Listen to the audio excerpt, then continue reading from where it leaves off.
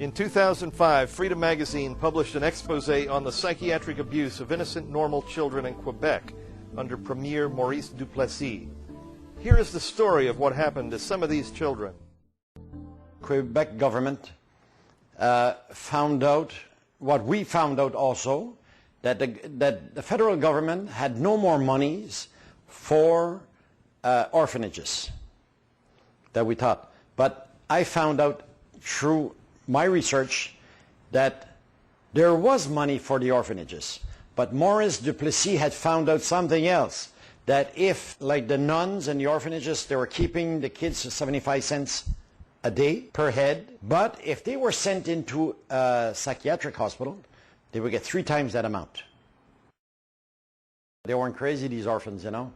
They were all sane children that were, that were placed into institutions, psychiatric institutions, in order to collect federal funds.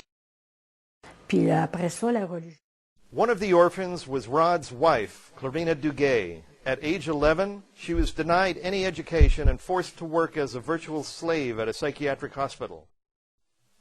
Psychiatrists hid the fact that these children were normal by falsely labeling them mentally retarded or insane. Of all the orphans, Hervé Bertrand is the only one so far who has been able to force the government to remove the false psychiatric label. Not only that the government could do whatever they wanted, but the doctors also. So they had the best guinea pigs, in the world. Silvio Albert Day was an orphan at a psychiatric hospital named Saint-Jean-de-Dieu. He was assigned to the morgue and recounted some of the horrors he witnessed. Là, puis quand il s'est couché, qu'il n'y a rien. C'est comme un lavabo plate, tu sais. Puis en fait, quand j'ai enlevé la copine, là, je voyais, ici, là, c'était même pas collé, c'était décollé. Là, j'ai vu qu'il n'y avait plus de cerveau. Je voyais le creux. Moi, j'ai fait un set. Mon Dieu, Seigneur, miséricorde. Silvio described a 3-month period when he transported 67 dead orphans from operating and electric shock rooms to the basement. Bodies were shipped to local universities for dissection, later returned in pieces, and buried in unmarked holes in what was called a pigsty graveyard. Paul St. Aubin is one of the orphans who resisted psychiatric experimentation, so he was given electroshock. Finally, one morning he woke up with a bandaged head.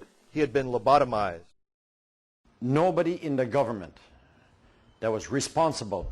I said, here was children at the time. They were only children.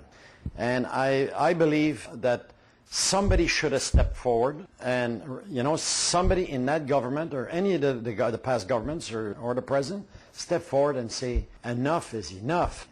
Acknowledge what happened, and this is a Quebec history.